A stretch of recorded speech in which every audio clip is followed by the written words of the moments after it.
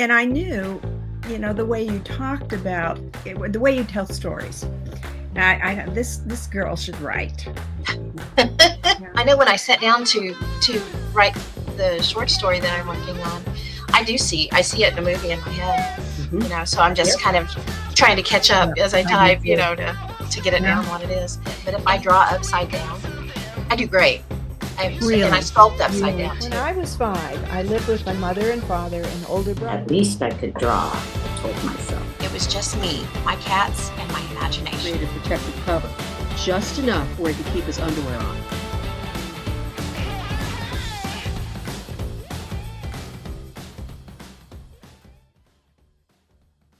Okay, today we are going to take a look at one of our own colleagues' work, Ernest, and she's going to show us some of her stuff today, so let's dive right into it. So I'm going to read her bio. I have been an artist in one form or another my whole life, learning on from both of my parents.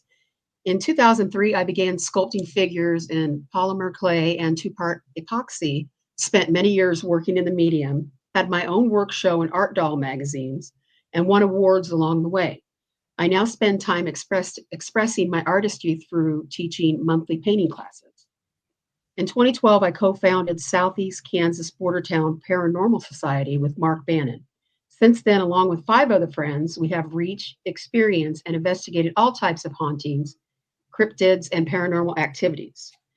For the past 7 years, we have hosted an annual border town Paragon Con, where we bring about 800 people together to spend a day hearing from local experts in their respective fields and sharing stories.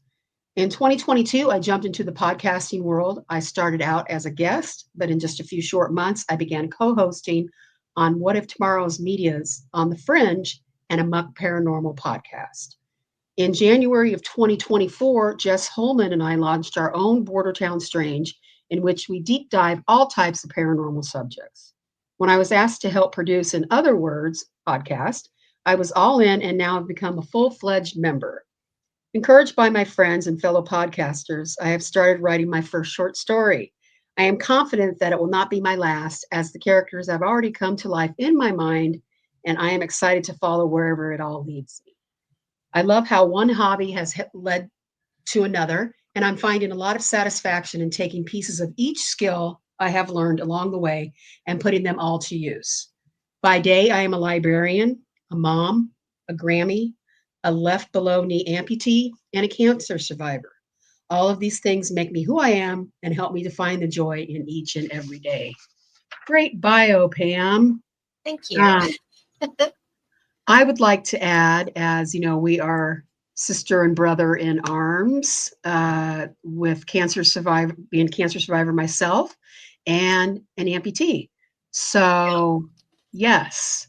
So, Pam, tell us how it feels jumping from being, involved more in crafts and paranormal stuff to diving into writing a short story. What do you really have a lot of irons in the fire? Oh my gosh. So yeah, it's been a trip. I will say that for sure, but it's been so much fun. As a librarian, I love the written word. I love to read, and it's kind of not easy, but it's been fun to move into more writing myself. It's something I've always really wanted to do, and just always put it aside. I always felt like, I have these other things going on I need to focus on. But getting on In Other Words with y'all, it's been so much fun, and it's gave me the opportunity to really dive into that. And I'm loving it. It's a lot of fun. Well, that's really exciting to hear. And I knew, the way you talked about it, the way you tell stories. This girl should write. And of course, I love that story of Bigfoot. So yeah, oh yeah, that was one of my favorites. But all your stories have that. You have an ear for how to tell a story. Yeah. Well, thank you. So that means I try. Yeah, and you're a librarian, so you read all the time. Constantly, yeah. Yeah, I Yeah. definitely do. I'm interested to know, Pam and Karen, you too, because you have written, a short story. You started out when we first, you Yeah. had to put something together and it was really, really good for you guys, because Jan and I are both writers. That's what we do. And you guys have different skill sets. How much, with trying to write a short story, do you bring your other skill sets from your other creative processes? That, with you being a graphic artist, Karen, and Pam, with you sculpting and crafts and being a librarian, how much do you guys take those skills into writing a short story? Do you want to start, Karen? Well, I don't know. I think they're two different animals, Absolutely. but it surprised me when I wrote the little story because I do love to read and I have my favorite authors. And sometimes I'll read a sentence and I'm like, I'll stop and say, wow, that is good. Yeah. But I don't know how to do that. And I could say, it's like people can say, I don't like that design, but they can't tell you why they don't like it. They just don't like it. I wish I knew what made good writing, but maybe that's just a process. Absolutely. I do see. I don't know. I don't know if I have a visual in my head. Not yet. I haven't gotten there yet. It's a totally different animal for me. Okay. Yeah. Well, I just want to say, in response to, Karen, I know you read a lot. And in my opinion, that's the precondition, because if you read a lot, you like words and you like the I sound of love words, words. and you read good stuff. So that's when, without realizing it, you do know what good writing is. And then when you start doing it yourself, you begin to develop, like we all do. We have a voice. We have a writing voice, and it comes out of the way we talk and the way we hear words and all that stuff around it. So, it's true. I love words. Yeah. In fact, just looking at a page, a book page, yes, is exciting. So That's a good way to say it, that you love words. And I know, and I've done this for years and I never really knew why, but like if I read a book, I have notes on my phone.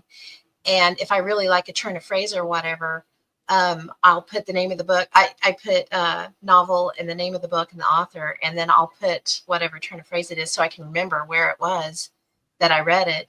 And I've got tons and tons of things from probably 15 years worth of those, saved up. Yeah. yeah. That's great stuff to pull from for your short story. I mean, seriously, when you're stuck, I would use that, Pam. Seriously, that's how it's done for me. That's awesome. Yeah. That's good. Yeah. I know when I sat down to write the short story that I'm working on, I see it in a movie in my head, so I'm just kind of trying to catch up as I type, to get it down what it is. And you guys are so right. That I love the fact that one of the first bits of advice you gave me was don't stop and edit, just get it on the paper. That's the hardest thing in the world, is to not stop and edit it. But it makes so much sense. Yeah, the editing has to come later. You have After. to let it all come out. Like, and it is hard not to edit, because you think, oh, this is ridiculous, but you never know. You might get a phrase in there.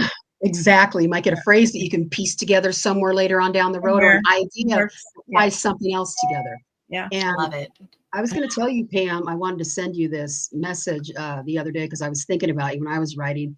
Sometimes for me, and Jan, you can jump in here, Karen, if I'm stuck on something in a story, I will try to look at my character and see the physicality of my character. How do they move through the world? Do they have any unique physical features, what their emotions that they feel on the inside? How do you pull those out into their physical body? Like somebody who's angry is going to be scowling all the time, for example, and things like that. So physicality is a good way to bring out stuff too, if you're struggling. It's I like absolutely that. important. It really is. And well, Val, in the book I'm editing now, the group, our writing group was saying, thinking that my main character wasn't showing enough sort of anxiety in the scene. Right. You, Val, was thinking, no, that's not how she behaves. And I was so glad you said that, because she's a quiet, introverted character. And when she's really anxious, she kind of slows down and just Mhm. it stops and almost becomes paralyzed, and then the adrenaline comes later afterward. Right. But anyway, that's how I see her. Mhm. That's cool. Yeah. I love it. Yeah. I started just with this short story, and then I was like, I really like this character. I can really see a lot more in him. And so I started a second sheet with his name and started putting, what, and that's just, now I don't know how many sheets I have going now of just stuff. I'm like, no, wait, I just need to focus on this short story. And now I've got all this other, I don't happening. know. I think that's good. I Yeah. think, Oh, there's yeah. a process. How many hours do writers spend researching some little thing? Like one sentence where a character says something, and oh, really? Is that? Can she say that? He or she say? You got to research it, and you spend a whole day researching one little thing. Mhm. But I That kind makes of me feel better. you go all over the place. Too funny. I love research. That's, Me Right. and too. that is one thing that I really pull from it, in paranormal world, in Yeah. my paranormal world, is the fact that I Yeah. researched all of that. Yeah. So it's really easy to take those skills and put it towards, whatever I'm writing. Right. I do have, like, over the years, some of the more interesting cases that we've done, and interesting things that have happened. I have put those, basically case file form, written those out, and thought these would be really good to put together into a book someday too. Absolutely. So, So you've yeah. got a lot of research already there. Yeah. And so I kind of Yeah. thought it would be really cool. And we talked about this a little bit the other day, for this character to have him involved somehow, and maybe pull from the cases that I'm familiar with the research that I've already done, that I could incorporate into the overall story itself, and make it all work together to where it's kind of riding the line. It's fiction, but it's kind of based on true cases that we've Yeah. had occur. Right. Ooh. So I'm Right. like, yeah, I know. And then I get super excited. I'm like, wait a minute, I gotta work. I gotta go I gotta do these other things. But yeah, it's Yeah, but fun. that's when the writing is really working, when you drop everything else. Your house is a mess. You haven't Oh, thought yeah. about dinner. You're still Yep. writing. I gotta get this done. That's And when it it's just, when you working. get on a roll, man, it I just know. pours. I know. Have I you had love any it. blocks with it yet? Because I've been having some blocks I today. know. And we'll talk about the blocks. If you had any blocks, Pam or Karen or Um, Jean, what do you do for that? I've had a couple where I just didn't know. Basically, I felt like I needed more of an outline and not. I don't want to outline the whole thing, but Mhm. maybe like the 3 points, the beginning, middle, end, kind of get that to where I can get that art going. Right. And that kind of slows me down. Yeah. Because I know where I want to start, and I have a good idea of where I want to end, but it's that center, that I Right. have to figure out. So I'm Yep. still working on that.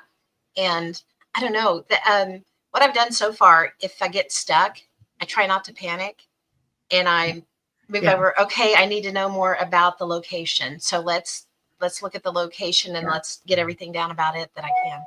So that's kind of what I've been doing, is jumping back and forth that way.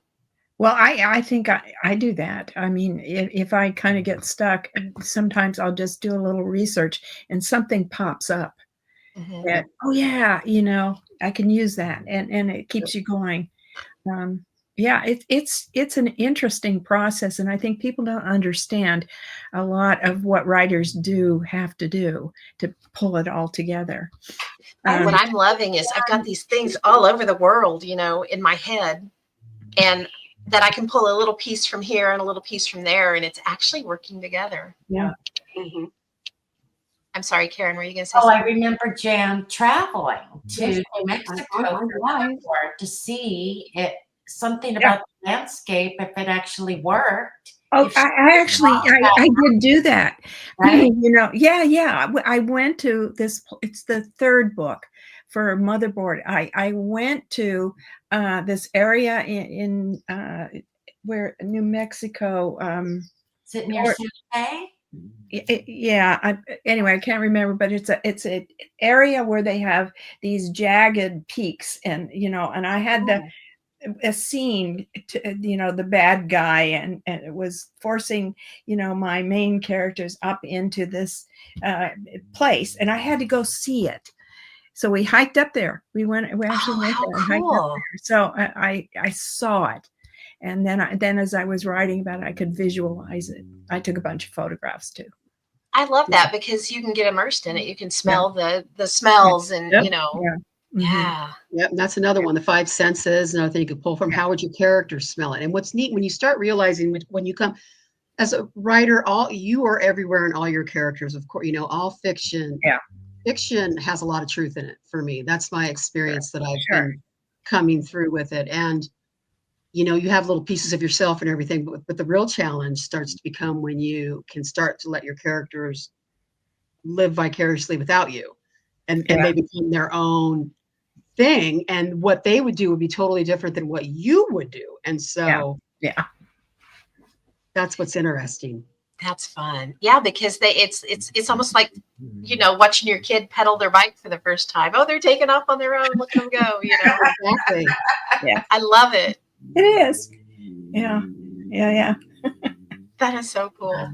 Yeah. Yeah, that what I think is cool, just writing out just trying to get words down, you know, just trying to see where it goes, and they do something that I didn't expect them to do.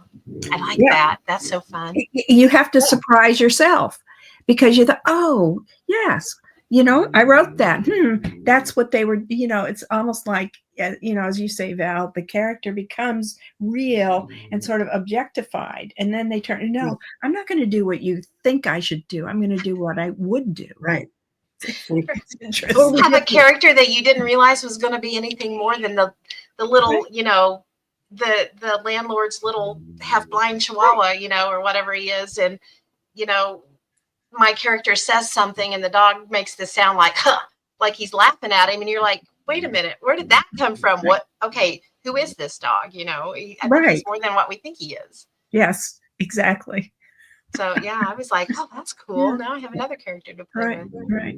It's So, about connecting moments, and you know that's how I look at it too. When I get stuck, I'm like, and I've told you this before, you know, but really, this is I'll sit here and I'll be like, okay, what am I trying to convey or evoke? What message am I trying to get the characters to the reader, to the other character? How am I trying to move this? And then if I still get stuck, then I'll look for physicality in the character or even in the setting. What is around me in the setting that I can use to move this forward? You know, I remember in Wild Dandelion, which I'm going to be querying later on this year. There's a fight scene in the barn, and I was really stuck. And Carol's like, "Well, imagine what's around you in a barn." I'm like, "Well, pitchfork, a rope, a horse in a stable." She Yeah. goes, "Look at all those weapons that you have right there that you can literally use." Right. And oh, I that's did, fantastic. Yeah. and it Exactly. really works. Yeah. Huh. It does. That is great. I love that. Mhm. Looking through the lens of someone Yeah. else's eye, kind of thing. Yeah. Mhm. Neat. So it's being in the world of imagination, but the world of imagination is triggered by what we see, you know, reality, what we see around us, or what we agree reality is. And you know, Pam, you're working with paranormal is Yeah. to me makes, you know, because I think there are more dimensions out there than anyone Oh, realizes, absolutely. you know. Yeah. And some of us just sort of, oh yeah, of course, and other people are kidding, Yeah. but still it makes writing very lively. It does. And that's the truth. And it's fun how close to reality I can come on some of these based on our Right. cases that we've had, and just tweak it just a little bit, you know, Right. and it's Yeah. this whole crazy story. So yeah, I'm really liking it. I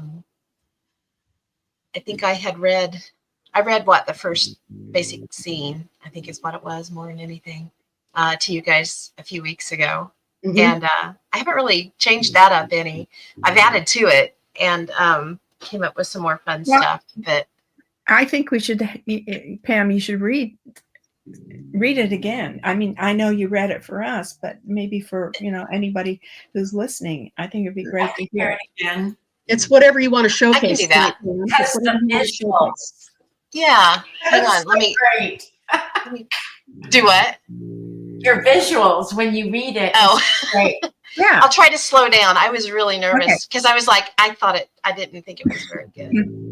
Well, you're not the I didn't judge. know. You're not the Yeah, best I didn't judge. know if it was good or not. So that's why it's like, you guys be honest with me, please. Yes, we will.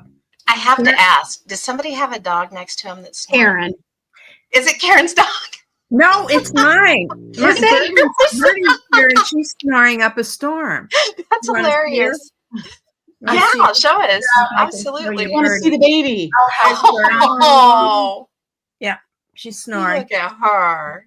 How Aw. sweet. I thought That's it funny. was Cody or somebody's stomach growling. I thought it was my cats. I was like, Right. I had to ask because it's funny. Okay. I have 3 cats on my bed, so I thought it was Oh, do one of you? them. Mhm. Oh, wow. Okay, so I haven't titled it or anything, so I'll just read slowly because I was really nervous and I sped through it last time. Okay. Let's see. I was today years old when I learned that poodles are flammable. You had to go back and read that again, didn't you? Don't look at me like that, for Christ's sake. I didn't light the poor little bastard up. He did it to himself. He wandered too close to the fire pit just as the logs shifted, showering him in sparks. I just tried to put him out with my drink, which happened to be vodka. There was an impressive whoosh sound as he went up in a ball of fire. So I did the logical thing and I punted him in the pool. Luckily, I didn't miss, and he did this perfect arc and splashed down.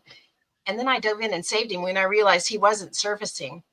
I assumed all dogs could swim. I thought that was a thing. Huh. I guess I learned 2 new things today.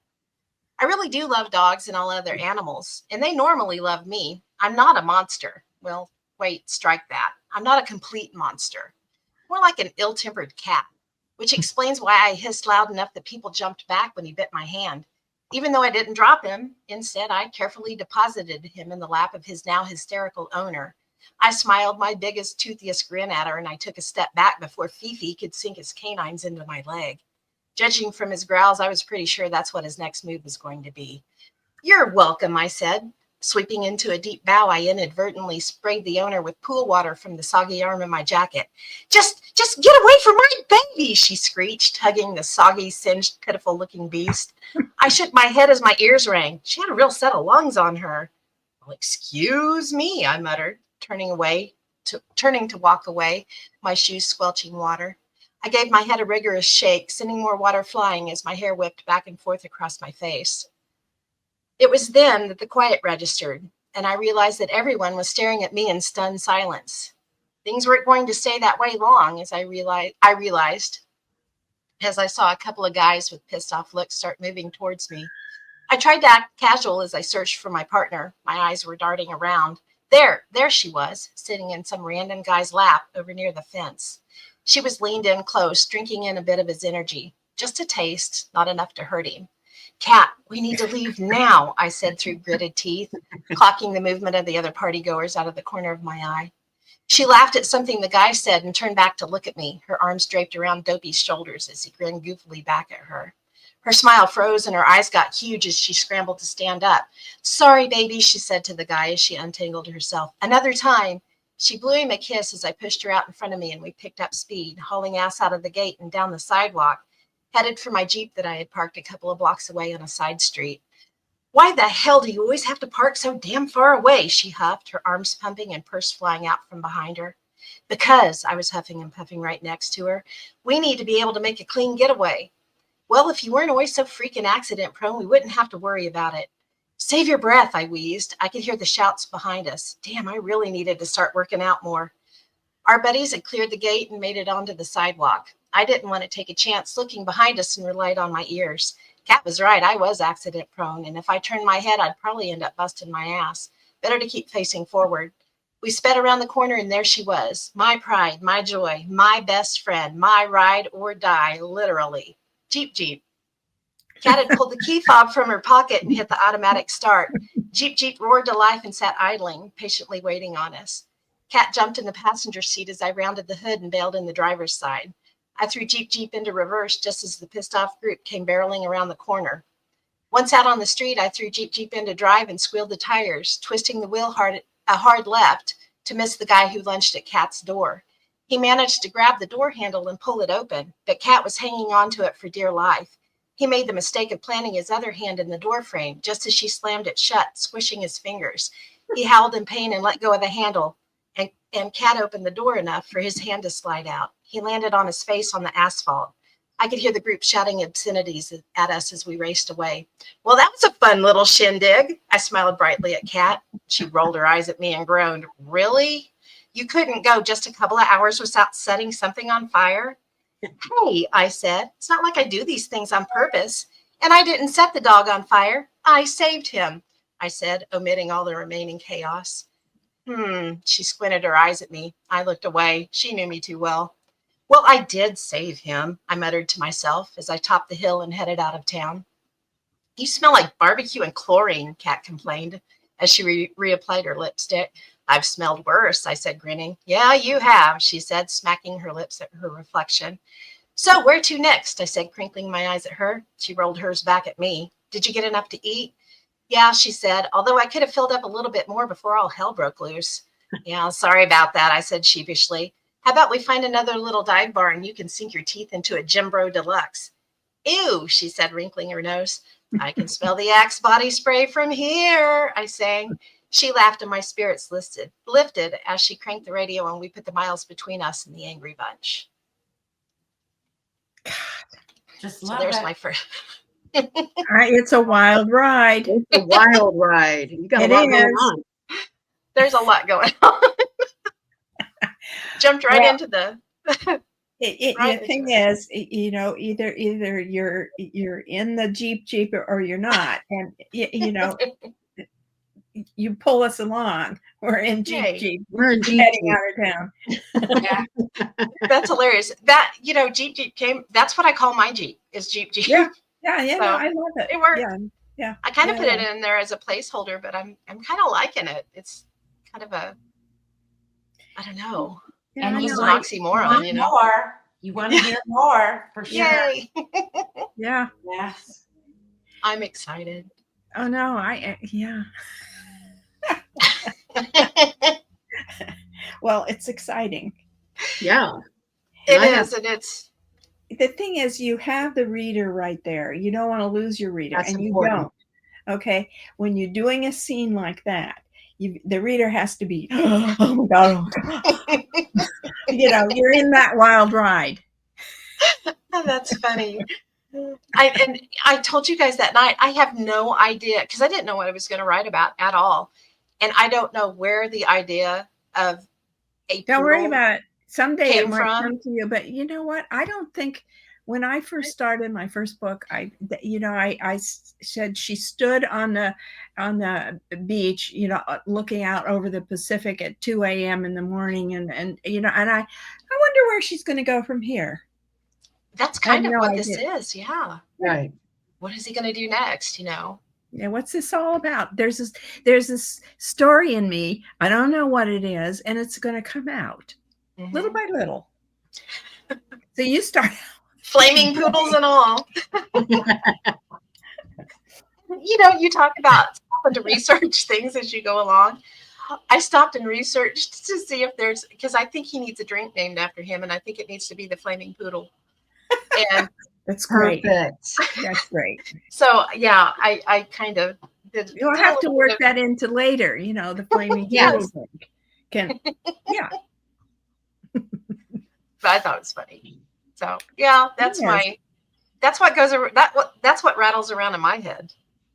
So Well, there you go. I had a friend say to me once, "Where did all that come from?" And I said, "There are a lot of things about me you don't know." Exactly. We haven't even touched the I tip like of the that. iceberg yet. Right. Not even close, huh? It's so Mhm. true. Yeah. People are like, I mean, saying in the dating world, I'm newly dating again. I've never thought I'd be dating at my age, but here I we know. are. Here we are. And it's like, I'm like, you don't even know me. You don't even know, and vice versa. And this is tip of the iceberg, Yeah. Yeah. And I've had people, and you'll get this too, Pam and Jan, even just saying, and you're a writer. They're like, well, you're good with words. How do you know? I'm just going off on a tangent here. How do I know I can trust you? It's true. The writers probably get that. I know I get that a lot. They're like, you're good with words. And I'm like, You're glib. and Yeah, we're glib. am. Yeah. I once had when I was in training as a psychotherapist, one of my I don't know trainers person said, you could talk your way out of anything. There's very little can say to you don't have an answer for.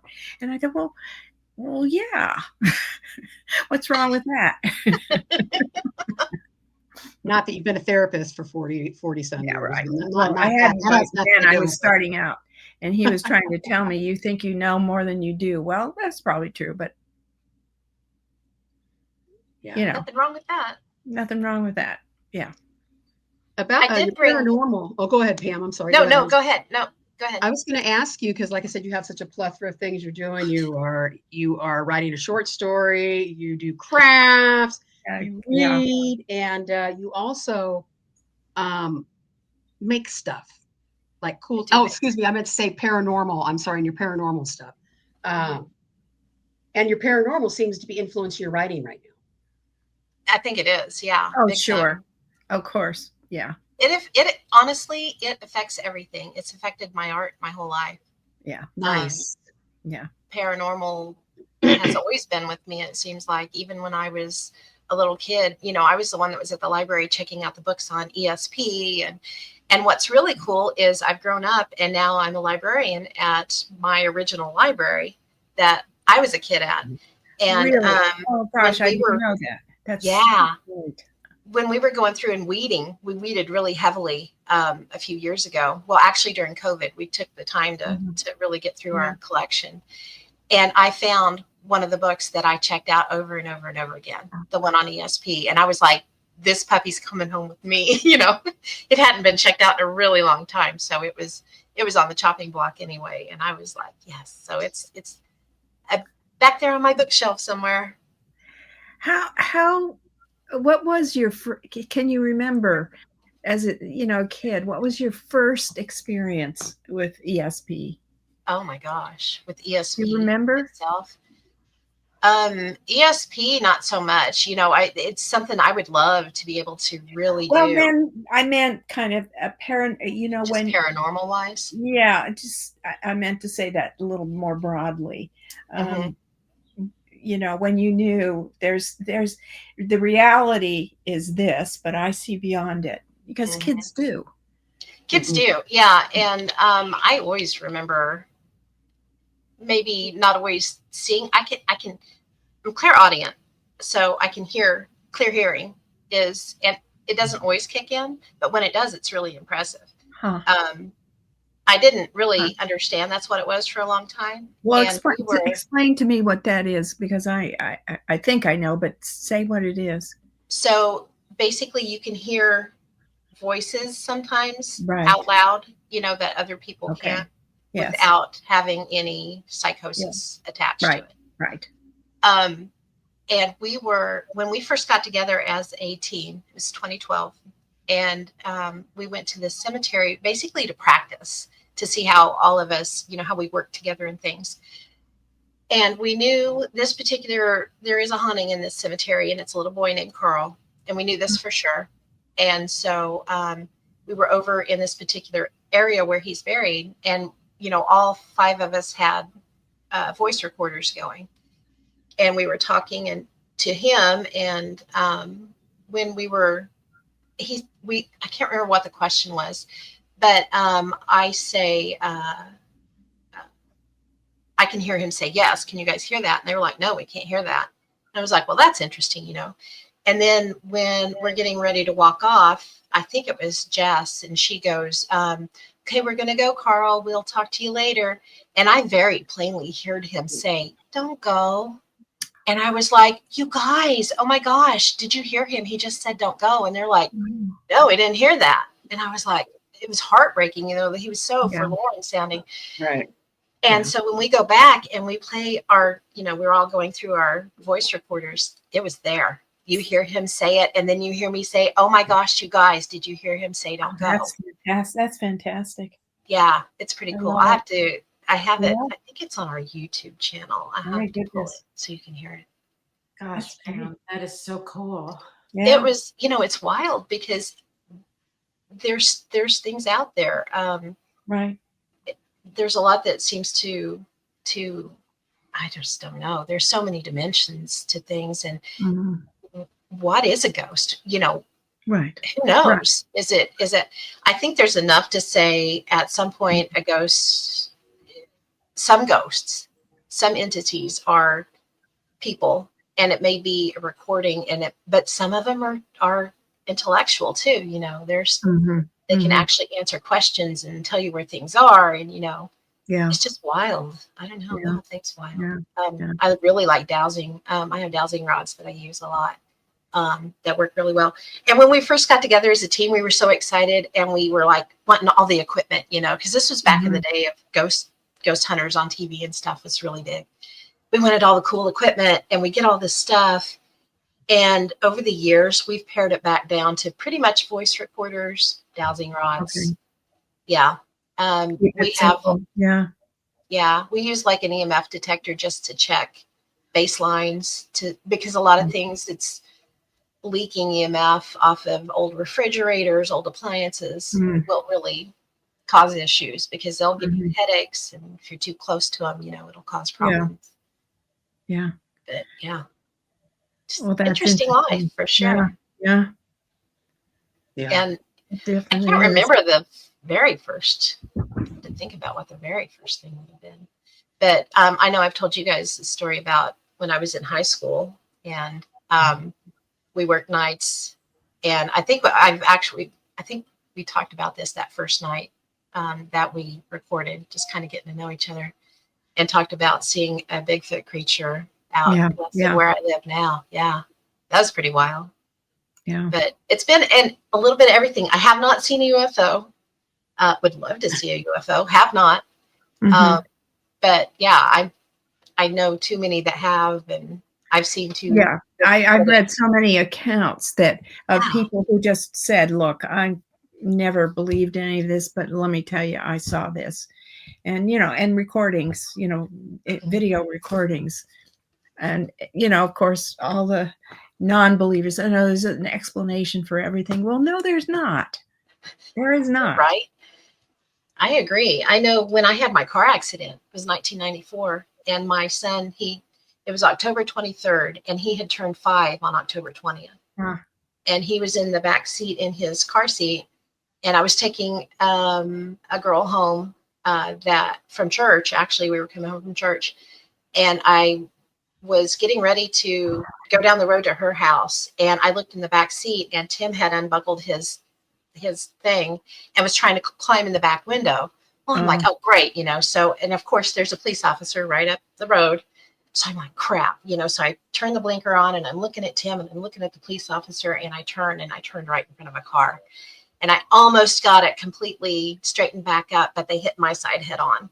Wow. And I'm really glad that's how it happened, because I would. Yeah, I understand. Yeah, absolutely.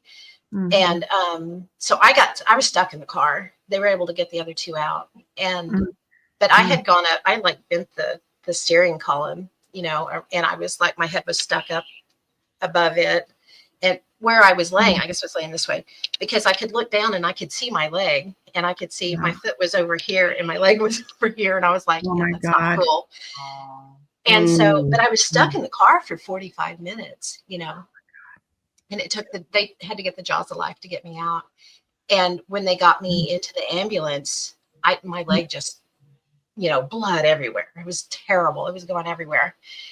And so they get me to the hospital, and Timmy, he was actually well, all three of us were in the same ambulance because I live in a very small town. And, I get to the hospital and they were like, hey, we're going to have to take you into surgery. You don't have a pulse in your foot. We're going to try to save your foot. So they take me to surgery. They get my foot reattached. And I'm in my room, and my mom has Tim, and he was like screaming. He didn't want, because she was going to take him home. He's like, no, I can't leave my mama. She's going to die. And so mom was like, okay, we'll stay here. And he was right on the bed. He didn't want to leave me. And we get home, and I have an external fixator on my leg and everything.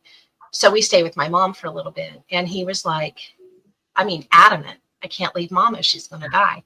To the point to where I was really worried about him, and, got him into therapy and everything.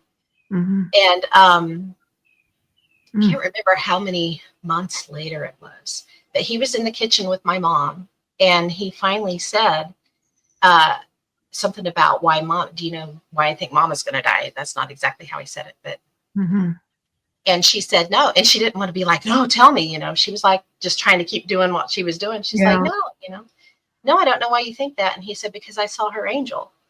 And mom was like, oh, really? What did she look like? And he said, because when the accident happened, people had stopped and this guy had jumped out and got Timmy out of the back seat. And he said, she had her arms around my mama, and I could see the top of her head and the top of her wings through the top of the car. And there was a light coming down from heaven, and she was going to take mama to heaven. And that's why he thought I was going to die. Of course he did. Yeah. And mom's like, oh no, honey, she was keeping your mama safe until they could get her help.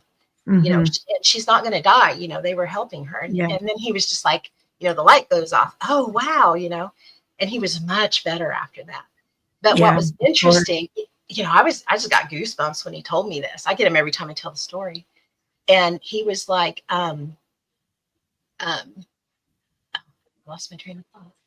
So he really, he felt so much better after hearing that. But the interesting part was I didn't bleed until I got in the ambulance, and I had severed the aortic Wow. or Really? the aorta in my leg. Yeah, it was Wow. severed.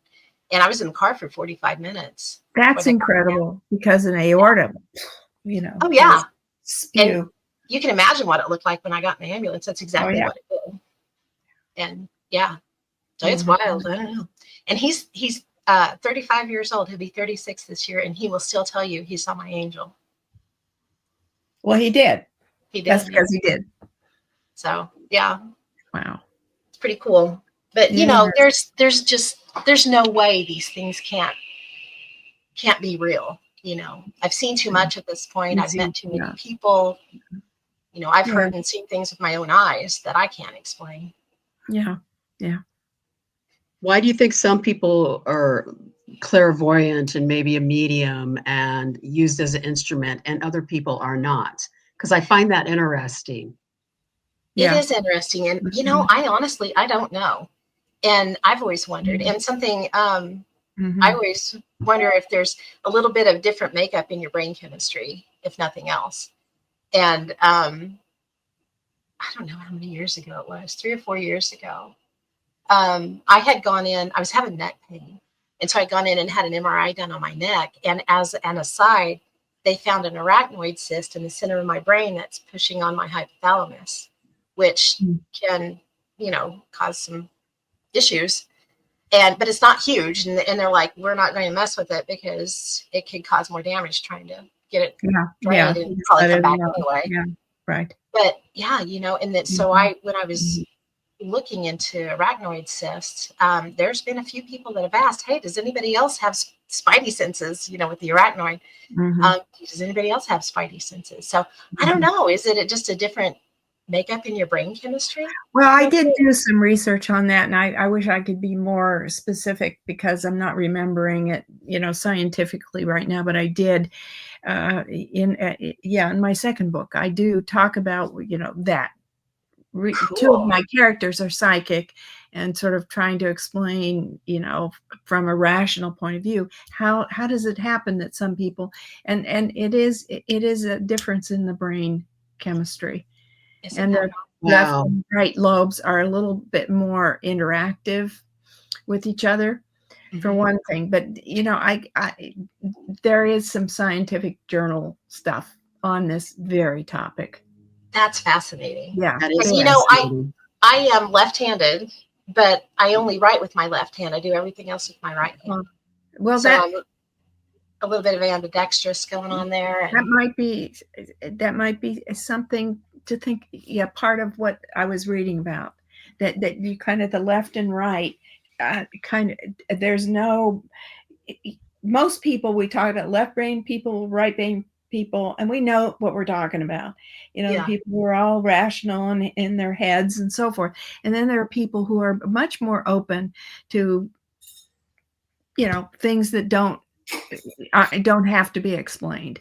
But then you get the two closer together in the brain chemistry. Then there's the thinking it's part and interesting. the sort of psychic part working together. And I think there's some genetics that work in there too. I Oh, sure. know, Yeah. you Yeah. know, I really Oh, I do. think so. Yeah. If you come from a long line of people who have some psychic phenomenon, you probably got a little of that. Yeah. And, our family on my dad's side, especially, um, are Irish and then Scottish and Welsh and go clear back. We can trace them back to the MacLeod clan, which Yeah. is the one that when I went back to look at, because my dad had told me before he passed away, he was like, look into this because my dad was born May 1st. His dad was born May 1st, and his mom was born April 29th. So they're all very close. And then I was Close. born April 15th, Wow. and that's May Day. And he was like, look that up. There's something to do with May Day. So Yeah. I did. And it's, if you're born on May Day, you're supposed to have the ability to see the fae. And I was like, well, that's super cool. He's like, I Yeah. knew it was something. I couldn't remember what it was.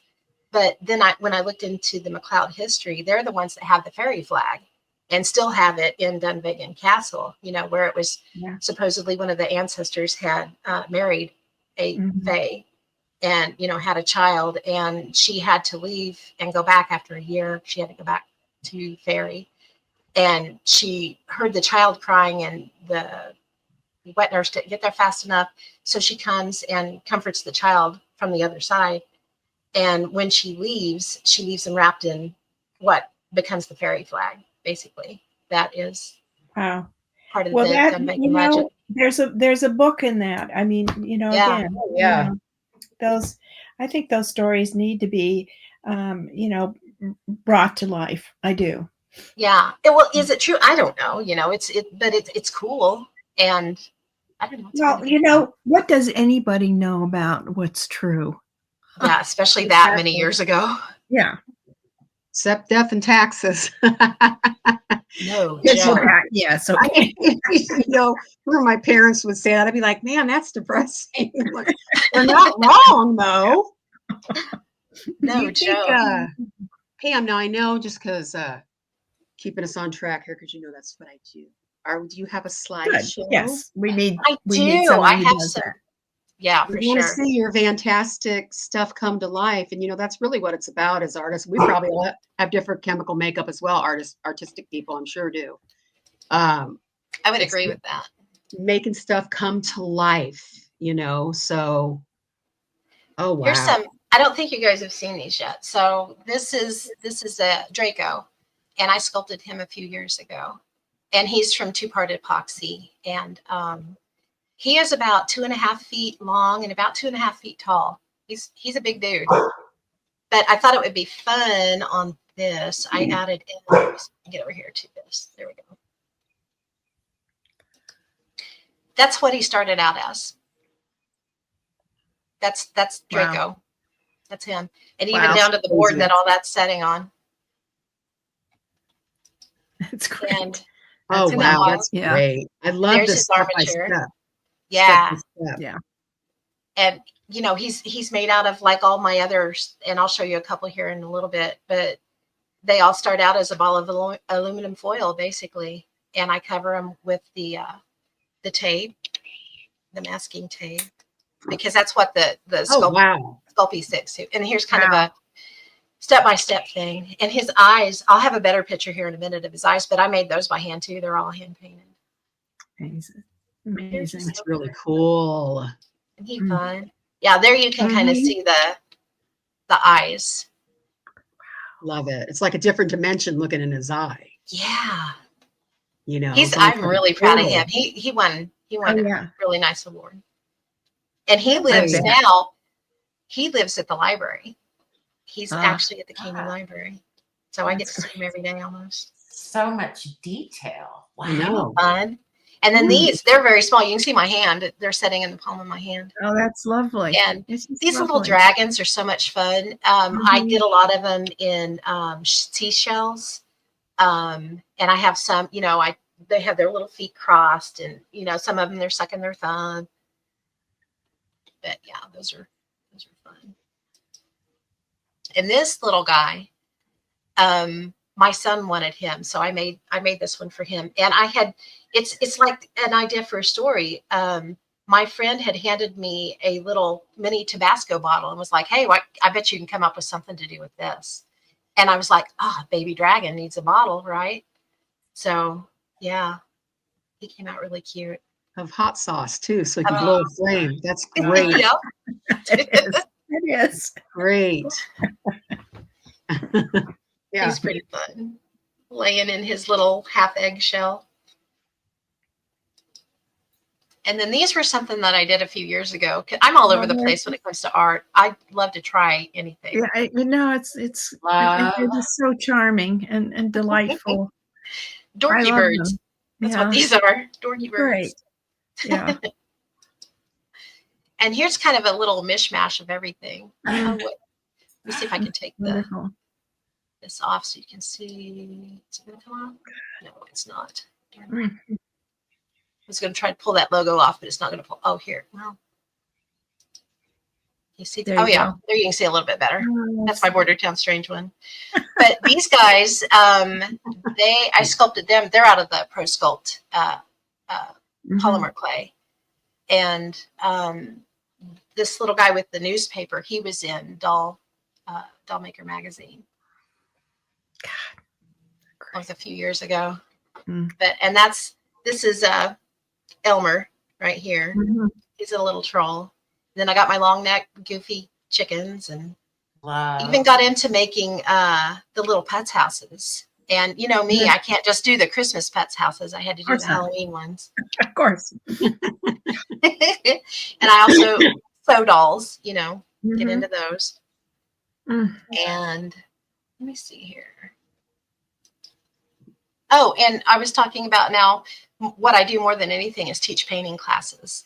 And this Love is one of the classes that I taught at the library about a year ago, actually. Great. That's great. They do so good too. Everybody does Mhm. such a great job. Mhm. And the little bitty, teeny tiny short lady, that's my mom. Oh, really? Right here. Oh, yeah, that's right. Yeah. That's my mom. That's your mom. That's great. Hmm. There's some dolls I did just for a show that we did around Christmas, actually. I thought they were fun. Something different. Mm. Yeah, I love your Halloween stuff, Pam. Your Halloween I love stuff. it all. I do Yeah, too. it's all Yeah. great. It's great. Yeah. Thank you. And let me see. I have to do something. Seeing all that, and you Pam, you said you're Scots Irish. I am Scots Irish too. I got to Nice. show you something that I made, and it's old, but I got to show it to you. Cool. Yeah, I'll bring it. Let me see. Because You know what's this is a dragon that I made. Oh, wow. wow, Jan. That's big. That's amazing. I gotta fix her up, but I made her. God, it's got to be 15 years ago. So I have to touch her up a little she's bit because she needs a new paint gorgeous. job. But yeah, I mean, and I'm thinking, where does all this stuff come from? Right? We have something. Yeah, I don't know. I don't know. It's somewhere buried in our brains somewhere. It's somewhere. Yeah. You know what's funny is, I told you that, I'm part Scots Irish, and then off my mom's side, I'm English, but I'm also a little bit of Welsh. And I was telling my my youngest son, and he was probably 8 or 9 at the time, and he was playing a video game, and I was doing something on genealogy, and I was like, hey, we come from Wales, right? And he was like, Wales? I thought we came from monkeys. And I was like, dude. Wow. A little earlier. I've never let we'll never let him live that down ever. Funny. I thought we came from monkeys. Let me pull out. I'll show the Santa Claus real quick. Yes. Yes, do. Pull up here. There he is. This one, they're sculpted out of the polymer clay. Mm-hmm. I use that stuff too. I love it. Oh, I do too. It's the greatest. But, Yeah. Again, I just start with a ball of aluminum foil. Yeah. The only thing I don't make on these are the eyes, and they are German glass. They're wonderful. But they're kind of fun. And I kind of put a little, you can see where I add the chin and the nose and the mouth. And then and I have a hard time when I try to sculpt and draw too. If I try to look at something and draw a face, I have the hardest time with it. But if I draw upside down, I do great. Really? And I sculpt upside Really? down too. Yeah, I trick my brain into looking at, Yeah. at the Yeah. shadows basically in the shade. Yeah. Whatever works. I mean, Yeah. You have the anatomy down. You do. I don't. I don't. Yeah. I can't draw a head worth anything or sculpt one. They're tough, aren't they? Full around. Yeah, they are. They really are. Mm. And there's, I usually go through and bake, and then I'll put the neck on and I'll Then bake. you can and put then I'll more add on. the Yeah, you ears. just add to it. I used to Yep. do that too. Yeah, yeah. Yep. And then just put a wash over it to give it more of a tone. And I use, it's almost like a blush that I use to hit like the nose and the lips and things like Yeah. that. And then there he is with all of his mohair on. He's great. Fun. And I build armatures for the hands, Mhm. and I do the Sculpey on them too. And the fingernails, they're a translucent Sculpey. And yet your fingernails are Crazy. Aren't they fun? they are so real. Yeah, they are. They're almost creepy sometimes. Yeah. I don't think they are, but I know I've had friends I tell don't me. think they are either. I don't Jess, think they are. she would come into my studio and she would be like, "You're the only person I can walk into your studio and be like, there are body parts everywhere," and not be weirded out about it. Yeah, yeah. And then, here's the armature, and a lot of them I do the little bodysuit like this, but on this particular one I did something a little bit different and it's almost like a dickie. And the sleeves, shortcut on those is to take a sock and run 2 seams up it and then cut it in half, and those work perfect for sleeves. And then I just use padding and thread. Mm-hmm. Mm. This little walking stick. That's and great. then when I get to this point, then I have to actually make the patterns and then create the clothing too. It's just wonderful. They're fun. I haven't done one in a really long time, and I need to. Yeah. But sometimes you just have to get back and do it. Yeah. I love that face though. He's my favorite. He's great. So with wrapping up here in a little bit, Pam, what do you want to focus on the rest of 2025? What are some things because you have so many things going on with your short story and your paranormal stuff, and then just your craft stuff and holidays coming up, where I'm sure you like crafts like Easter and St. Patty's Day, and just what do you hope to accomplish, in the first half of the year here as far as your creativity? It's funny because we just sat down yesterday, and my paranormal group, we call ourselves the Nerd Herd. We're border town paranormal, but just between us, we call ourselves the Nerd Herd. And we had a Nerd Herd meeting yesterday and set out the goals for the year. So we've got quite a few investigations that we're going to try to go on. And we started planning the Paracon, which is the last weekend of September every year. But we got to get on it now because we're lining up the speakers and vendors and all that good stuff. So got a really good start on it. I am fascinated with writing right now. You know, I get hyper focused on things, and that's where I'm at right now. Is I think focused on it. you're gonna do really well. I Oh, really yeah. do. Thank you. I hope so. I'm really enjoying it. I can't Yeah. wait. And podcasting, absolutely love it. So Yeah. don't see that slowing down anytime soon. Well, Does So it yeah, help you working with other creatives and other with Karen being graphic design and Jan and I being writers, and then the paranormal people that you work with are super creative. Do you like take things from other artists and try to incorporate some of how they do things, or maybe the ideas they give you, and just maybe make it into your absolutely. own? Yeah, absolutely. I'm always looking at techniques that other people have used, or, Good. you know, maybe the slant of a head, or, you know, the idea of drawing upside down and then sculpting upside down. That came from yeah. somebody else, you know, and Huh. that was life changing to try that Yeah. and then to Yeah. actually do it. But yeah, I love stuff like that. All right. What are we, so that's great. So we're at time. What do you think? So who do we know who we're going to have next time? And We do. We're going to have author Marsh Douglas. They're out of Topeka, Kansas, and they have 3 books that I know of right now. But they're going to come on and talk about that, a little bit about their process. So super excited to have them. And What's that date? What's that date? it's March 5th Okay. is when we're going to record. Okay. And then it will release on March 10th. Okay. Okay, good. That answers my next question. So we're recording next week. Okay. Yeah. All right. Well, that's when we record. that's it for today, everybody. Thank you. Pam, thank you so much. You're amazing. Absolutely. I'm partial. Karen, you guys are amazing. And we'll see you We're guys. all amazing. Come on. We're all amazing. Fire. Keep tuned Y'all, for this our has been next the show. best. I'm sorry, I'm soon. cutting right through you. You're fine. Keep soon for the next. Keep soon, everybody. Keep your heads up and ready for our next show on March. Well, we're going to record March 5th. It'll probably come out around March St. Patty's Day, maybe the 10th. March 10th. Yep. March 10th. Okay. Okay. All right. All right. Thank you, Pam. We'll talk to you Yeah. soon, guys. Take care. Bye. Bye.